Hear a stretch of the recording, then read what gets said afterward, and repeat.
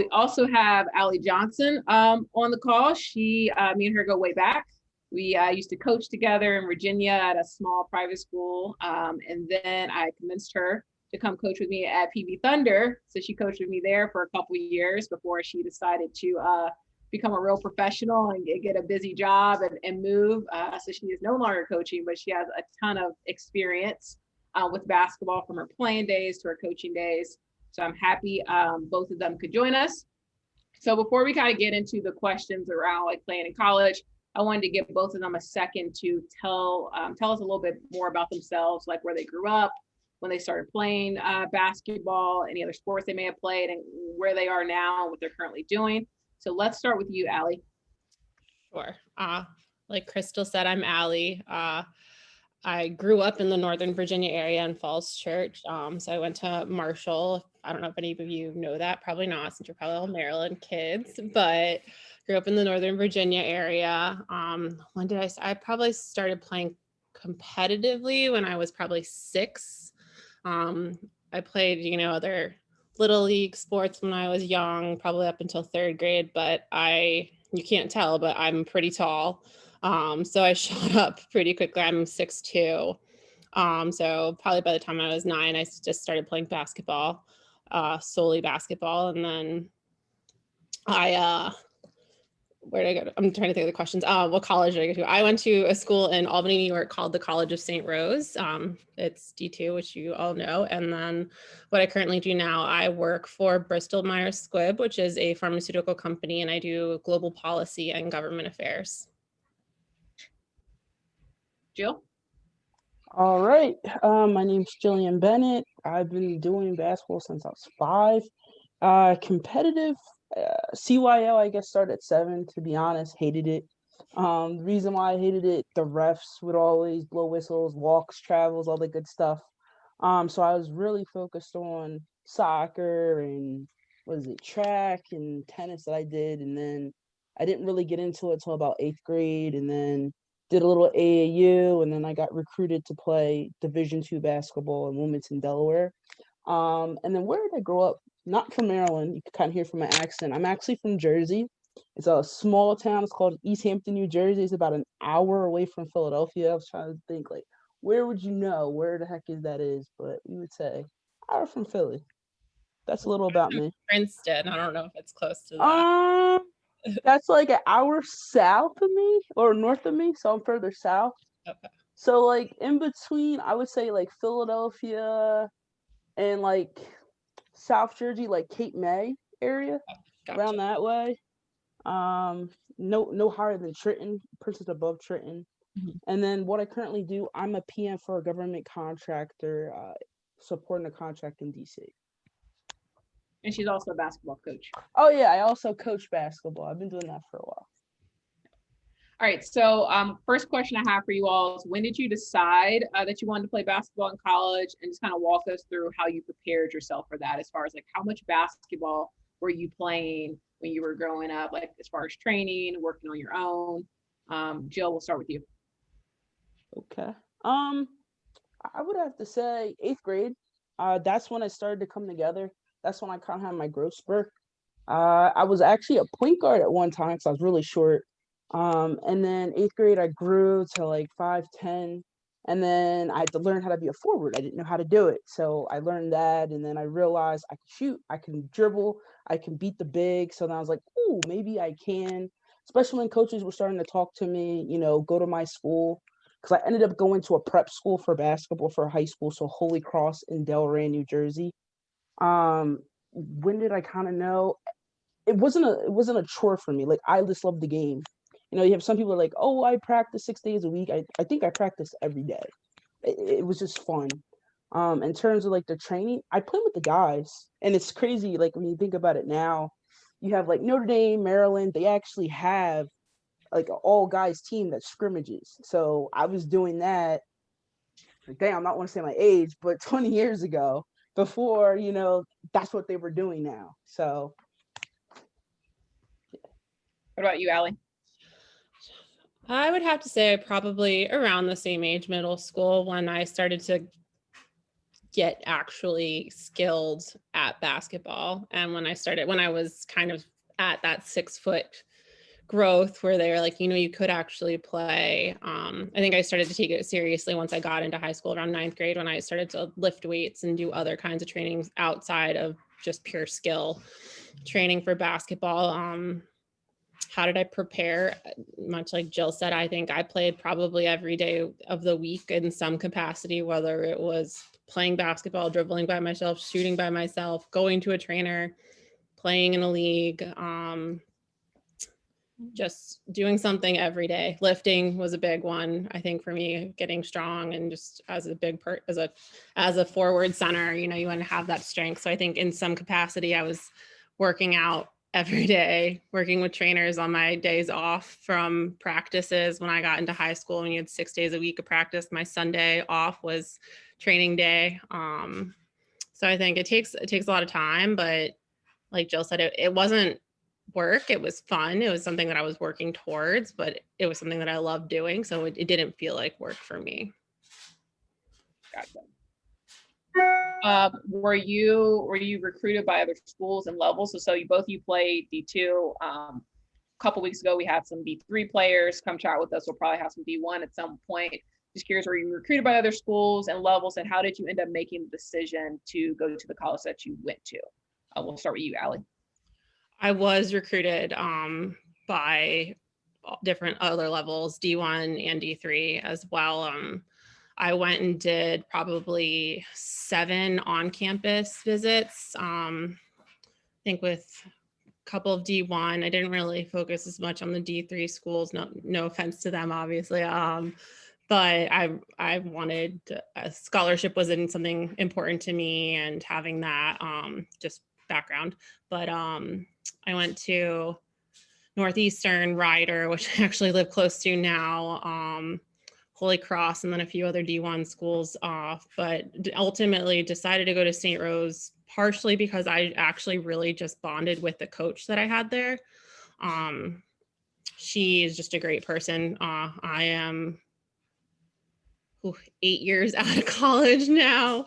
Time flies. And I still talk to her pretty frequently. We're very close. So that was a big reason that I decided to go to my school. And also just kind of one of the things that my coach there said is just having the balance between being a basketball player, but also having a college life. I thought was something that was really important for my personal well-being. Sorry, one of my dogs are just nudging my hands. So it was a couple of different things, but really loved the coaches, loved the school, loved the kind of mentality that they brought to the game and to their players. What about you, Jill? So mine was a little different. I got recruited very heavily for track and field. So I was a throwers coach. I didn't learn until high school. Did a lot of what did I compete at? Pen relays for shot put and discus. So I had about 20 plus offers for D1 for track. Went a lot of their official visits, was awesome, but it wasn't for me. Like for me, when I was thinking, do you want to go Division 1 and do track and field? Do you want to go maybe Division 1, Division 2 for basketball? And what it ultimately went down to was my passion. And why I say my passion, because there was a point my junior year, I almost quit. The schedule from basketball and work and family and friends, it got so high. And I say it over and over again when I'm talking to people when they're getting recruited, like, make sure this is for you. Like, this is what you want, not, because mom and dad wants you to do it, not because you want to say later in life you play D2, D1. Like, you have to love it because it's going to push you beyond what you know. So that's but how did I pick Wilmington University? I picked that because my family loves to go to the game. So it's an hour away, hour south from my house. So they came to like all the games. And then the same thing, the connection with the coach. So his name's William Cleary. Right now he coaches for what is it? Colgate. Yep. Yes. So my goodness. All right. So you know him. Yeah. Okay. So he went from Wilmington University to Bloomsburg and then Colgate about 2 years ago. So he's progressed. He's got really better. When I first started, it was the beginning of his career. And I actually kind of coach like him. I call him bittersweet or like a Sour Patch Kid because you do something wrong, he was very sour. Off the court, he was very sweet. So I'm kind of the same way when I coach. Definitely respect it, but I think when you're really deciding where to go, you have to fit. It doesn't matter to me what league you're in because if you don't fit, you're not going to play. You don't play, I'm pretty sure you're going to quit. You know what I mean? You don't want to go to practice 4 hours a day and get nothing out of it. At the end of the day, get no games. And then the other piece I want to talk about levels was sometimes people misquote levels. So like I could say at least when I was in college, there were some people that were really good that could have played D1. What if the college scouts didn't see that person? So then they ended up in a D2 level. So to me, it's just a level doesn't mean you couldn't be a D1 player or a D3 player or D2 player. Good point. Yep. All right, next question I have is around schedules. So you kind of Ali alluded to this, like wanting to be an athlete, but also wanted, to experience college. Give us an idea of the typical schedule at the D2 level as far as how much time you had to practice and how you balance that with your schoolwork. Ali, let's start with you. There was no typical schedule. I think I think this is one of the things of the smaller schools. Sometimes you only, at least my school, we only had one gym. So it was kind of when can we get into the gym was when our practice was. And so we had 2-a-days sometimes. So you can practice up to, I forget now, it's some ridiculous amount of hours per week, but some days we had 4-hour practices or 2-hour practices or 1 3-hour practice if we could get the gym time. So it varied a little bit. And then I think if you had injuries, which I unfortunately did a lot my junior and senior year with my hip, I was in the training room for an hour before practice, usually half an hour after, and that's 5 or 6 hours out of my day on top of taking, a full schedule of classes. So while your schedule may not be at like day by day, always the same, it's one of the things that you have to figure out, okay, well, I have 30 minutes of free time right now. How am I going to use that wisely? And so I think one of the skills that you learn as an athlete, even at your guys' age or however old you guys are through high school into college, you're going to learn that time management skill. And that's something that still serves me very well. And throughout my professional job career is something that has continued to serve me well and is something that people have complimented me on, is saying you're very good at managing all your tasks. And I'm like, this is nothing, used to having it. So, basketball can be a lot. It can take a lot of time depending on your coach, depending on your game schedule, your practice schedule. It can be 6 hours a day of work. And if you have study hall, I was lucky that my team wasn't required to have study hall. That's another time, but that's time that's sometimes built in for you to do work. But if you're on your own, you have to learn how to be responsible for yourselves and the work that you need to get done. And yeah, you're there to play basketball, but you're also there to get educated, and you are still a student. And if you can't keep your grades up, you're not going to play. So you need to prioritize school just as much as you do with basketball. What about you, Jill? Mine was a little different, so it was very structured. It was a small school, but my coach didn't play, so I'm a early riser because of Mr. Cleary. Practice started at 6, so that means I was up at 5, getting ready, 5:30 with the trainer, getting taped, stretched, 6 a.m. ready to go. We practiced to 9:30 every morning. The mornings I didn't have class at 10, I'd go to the library, try to get in as much work as I can, or a quick shower, go to class for a couple of hours. We did block classes, so 3 hours of practice, 5 hours of what's it called, of class, and then go home and crash because the next morning you have to wake up. That's regular practice days. If it was game day, I hated game day because it's a long day. So you get up early, you kind of do some film, noon you do shoot around for about 2 hours, you go home, you eat something light because I had a weak stomach, go back at like 4, you do about 2 hours of pregame before the game, so you could almost be tired before the game start. Then you do the game, and let's say it's an away game, so you don't get home till like probably like 11 or midnight, and then you got to wake up at 5 and do it all over again. So it's a lot of discipline. It's a lot of sacrifice because when you're in college, like you have your friends, your family, all the other stuff. But like when it's season, like you're focused. Like you have to do your academics. You can't fail. You know what I mean? And you have somebody. You have a basketball advisor that basically monitors. Hey, did you go to class? Hey, did you turn your assignments in? Hey, what's going on here? And then if you mess up, well, guess what? Your coach knows. So not only does your coach know you're gonna run, then your teammates are going to get mad because they got to run because you didn't turn your assignments in. So it's like an ongoing cycle. Like, so basically your coach runs your life while you're in college. I mean, I liked it, but it's extremely structured. Gotcha. Cool. So I'm going to skip to one of the last questions and come back to the others. Any advice for players that are getting ready to or currently going through the recruiting process?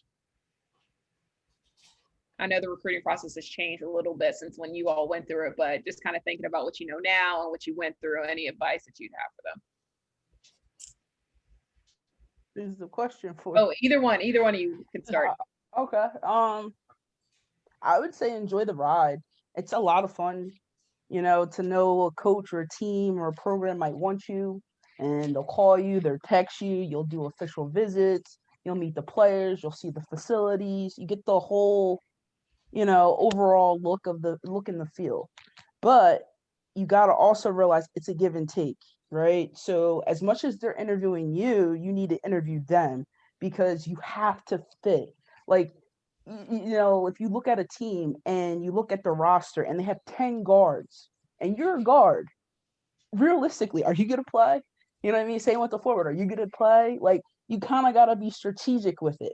Maybe your freshman, sophomore, you might not play, but you want to set yourself up like, hey, once this upperclassman leaves, can I step up? And then is the program going to develop me to be able to step up? Or are they just going to recruit over me? It's a little different than AAU because they get talent everywhere. They can go overseas, they can go to the United States to find the best forward. So you don't want to coach yourself out. I would say that. But overall, enjoy it. It's great. It's an accomplishment just to get recruited because there's millions of girls that play any sport and they played for years and they don't get the opportunity that you get that somebody actually likes you. I'll echo a lot of that. I think enjoy the process. I mean, it is fun. I remember when I got my first letter, like, we would like you to come. I mean, again, this very different. I'm sure you guys are getting text messages. That was not, there was a very window that was allowed to happen. So I'm sure it's a different process now, but I remember getting those first couple of letters being like, this is real. Like this is happening.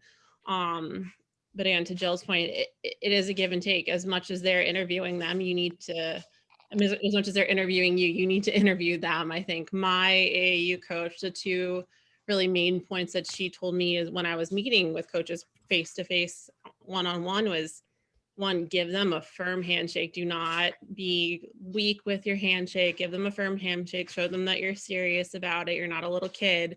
And two, always look them in the eye when they're talking to you. Do not back down.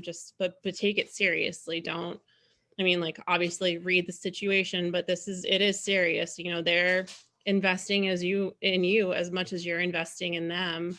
And so you want to make sure that you fit and that you like the people that you're working with and that you're going to be spending a lot of time with for the next 4 years. But really, it is a fun process. You get to meet the coaches, you get to see the schools, you get to meet the players. It's fun. So enjoy the ride, but think hard about it because it is a big commitment. In your opinion, what was the hardest thing about being a Division II college athlete? Jill, let's start with you. Hardest part, I would say the balance, the work life, or not work. I'm getting old.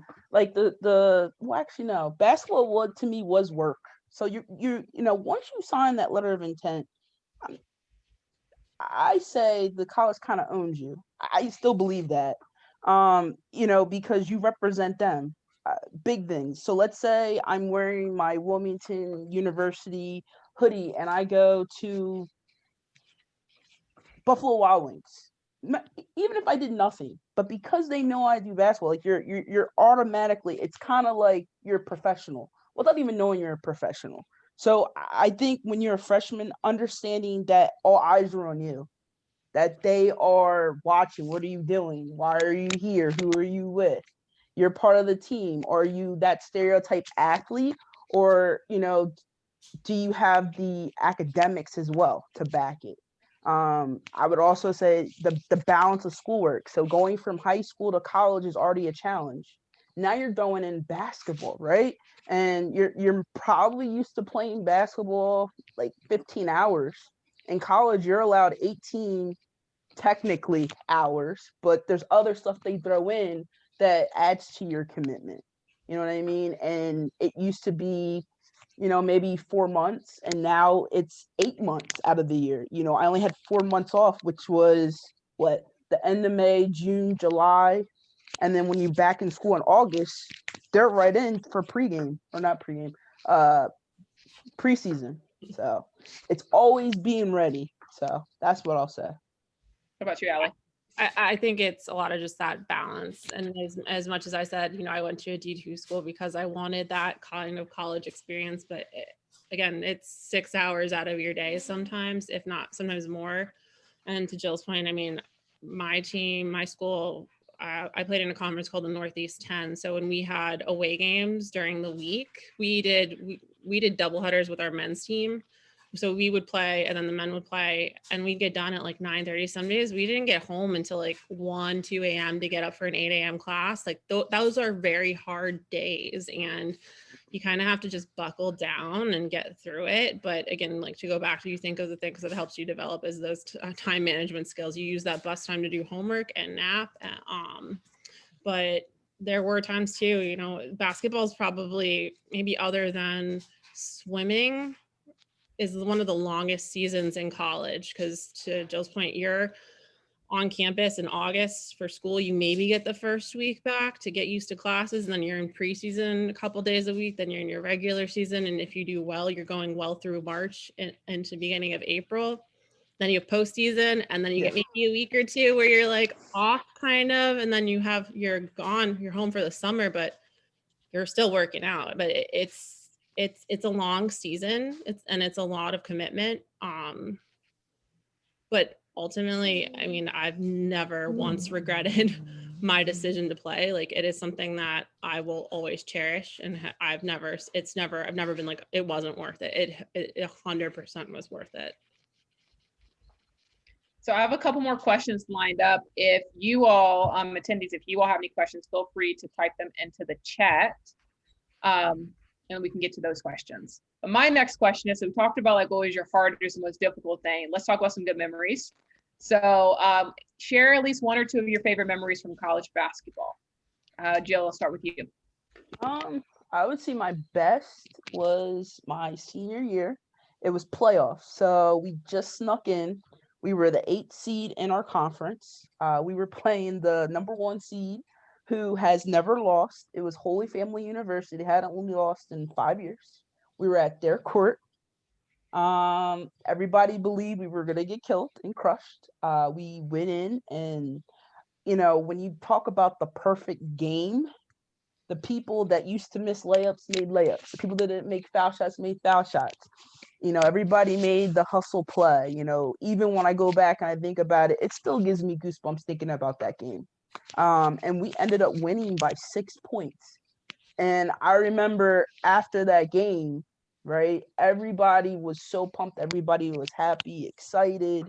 And this is back when I think Twitter just started getting big. So people had tweeted, oh, will Mew beat out Holy Family? And people were kind of talking trash a little bit. And the next game was Philly U. And we ended up beating them, but they started antagonizing a little bit, but it was good. It was a good feeling to know, when you work hard, it rewards and you can actually win. And even when you think you're against the wall, you can still give everything you got and shut down all the doubters. Oh yeah. What about you, Allie? I'd have to say for me, I was really lucky to be a part of a team twice. We went to NCAAs my freshman and my junior year. We went to NCAAs for D2. I mean, we didn't make it past the first round, but it's still a pretty big achievement for a school to do that. And so it was just a good experience to travel. And actually, we played Holy Family the first time we went, we lost to them. So I was like, oh man, this team, don't want to hear that name ever. But it's just, that was NCAA's twice is a pretty great experience. But another one for me, it's a bunch of little memories. Honestly, it's those really early mornings with my teammates in the locker room where you're just kind of playing music really loudly and just joking around, because those are the people that you're spending most of your time with. And I love my teammates. We still talk all the time. We have had Zoom calls over this pandemic multiple times. So I think, it's just those little weird things that become kind of inside jokes with everybody on the team, those moments that you're not going to forget because they're just so great. That's awesome. It sounds a lot like AAU. Like we always tell our players, right?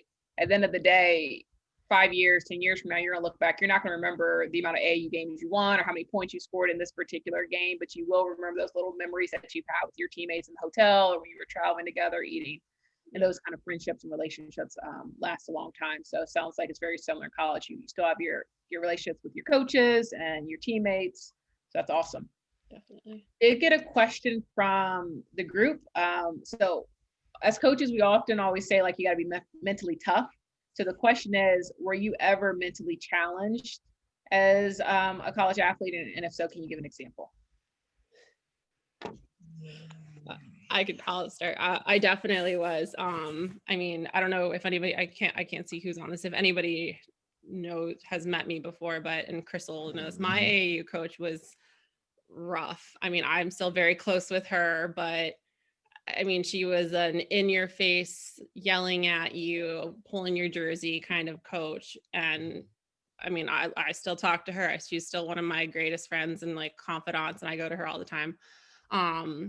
But my college coach knew that about my AAU coach. And so when I was in college, she told me straight up, she's like, I'm going to use you as an example to show like how like to take like criticism. And I just remember there was one or two times where, I knew I didn't have as good of a game as I wanted, or we lost. And sometimes it kind of felt like she would pinpoint me for being kind of not the reason that we lost. It's a team sport. It's never one person, but she would be really tough on me. And it was never in a vindictive or mean way, but it was just sometimes a lot. And there were times where it'd be tough for me because I'm my own worst critic, which I'm sure most of you are, and then you add that from your coach on top of that, excuse me. And so there were a couple times where I was like, man, I'm not very happy right now. It's hard to do this, but then you just have to kind of take a breath, take a minute, separate yourself from that moment in time, give yourself time to reflect on what she said and how you feel about it. But yeah, there are definitely times where my coach pushed me a little bit more than I think I was ready for. But then, ultimately what I would do is I would take that time, I would calm my emotions down. And then if it was something that I felt really uncomfortable with, there were multiple times I'd go into her office and we would just talk it out. And I think that's something that you learn in college and as you're growing up, but it's something that helps you throughout your life, is to, like calm yourself down and reflect, but also if there's an issue, you need to talk it out and resolve it. So don't be afraid to talk to your coach if you're saying, you said this, but I'm not sure I understood it. Kind of came across as this way. Like, I just want to like talk about it. Don't be afraid to do that, because, you don't want something to bubble up or keep bubbling and then have it become this bigger issue. But yeah, it was definitely hard sometimes, but ultimately, again, just talked to my coach the other day, so we're all good.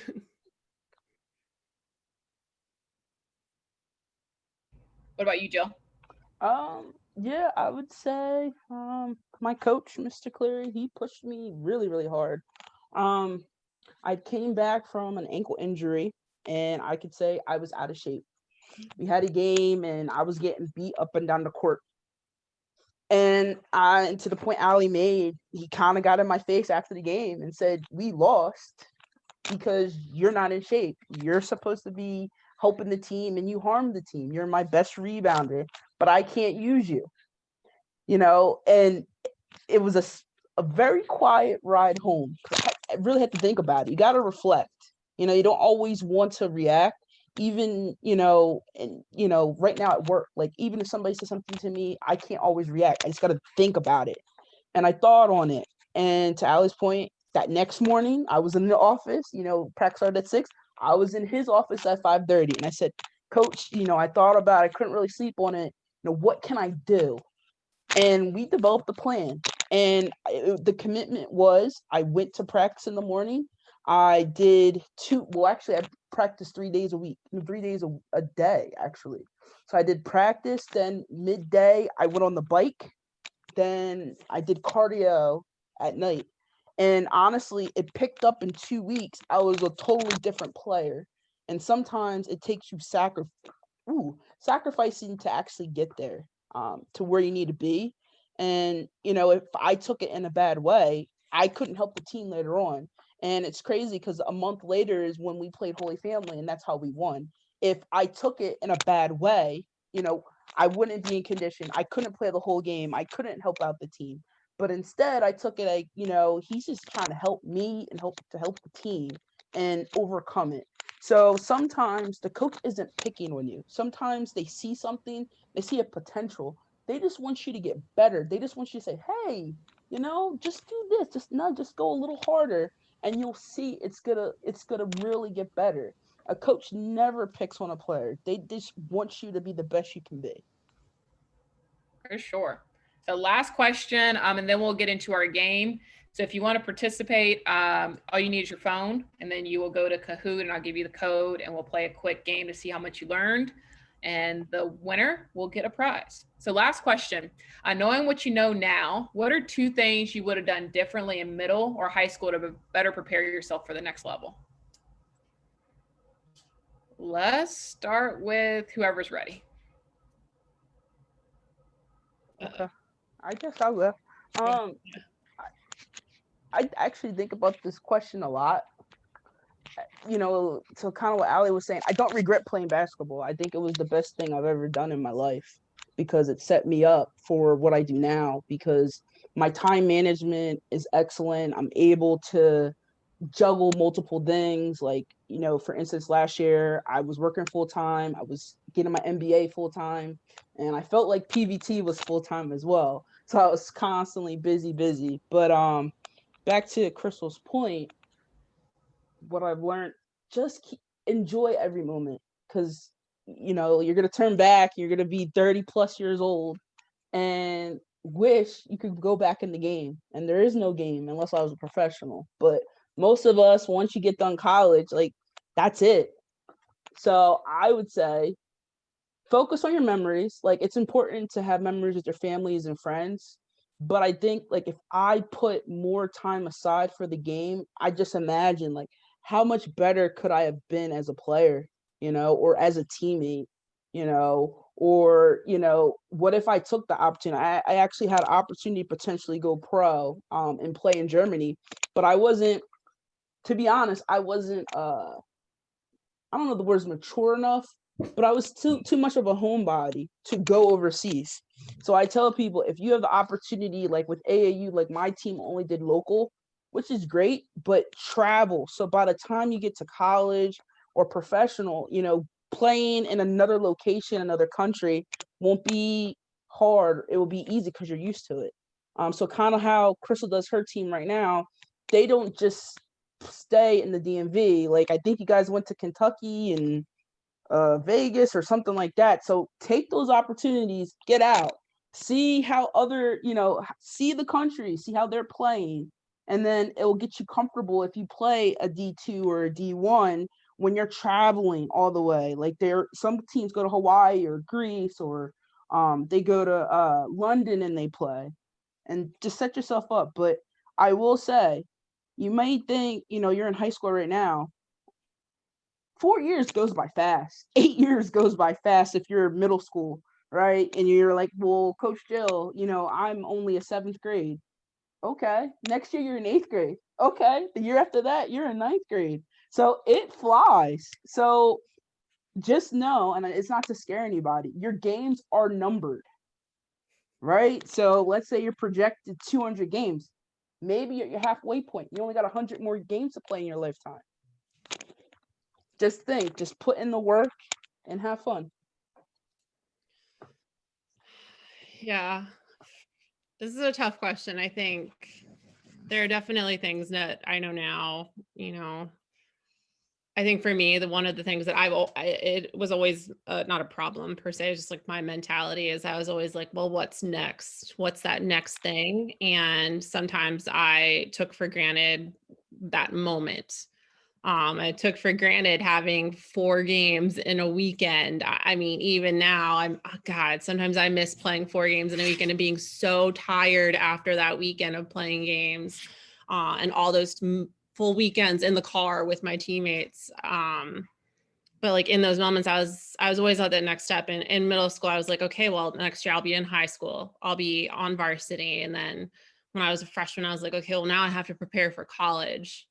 I mean, and that's true. You're always trying to be better yourself, and you do want to prepare yourself for college. But I think for me, sometimes I took for granted those times in the moment where it's having fun at those practices, is spending time with your teammates and getting ready for basketball if you want to play in college. You can't have sacrifices. You'll be playing games or you'll be traveling and you can't go to this party or this dance or some other thing that all your friends are doing. And sometimes it doesn't seem like it's worth it, but for me personally, I loved it. It was worth it. And it's just prepared me for so many things in life. And I've made lifelong friends. I mean, one of my closest friends, I've known her since I started playing AU for 18 years, and she's my best friend. And then my friends from college are now 12 years. So I think, think and get yourself ready for these next steps. Like if you're in middle school,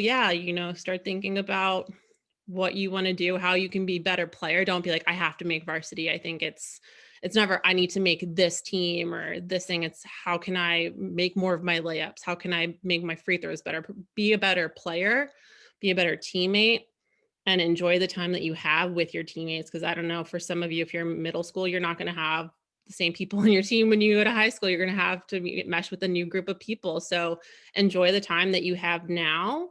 And then always try to better yourself as a player, as a teammate, and it's just a young woman. That is awesome. And I think this pandemic kind of hits on all of that, what you just shared, right? Is I think we all have realized that we need to appreciate the moments that we have. No one thought basketball would ever stop, right? And we had this huge pause where people didn't have games for what it felt like forever.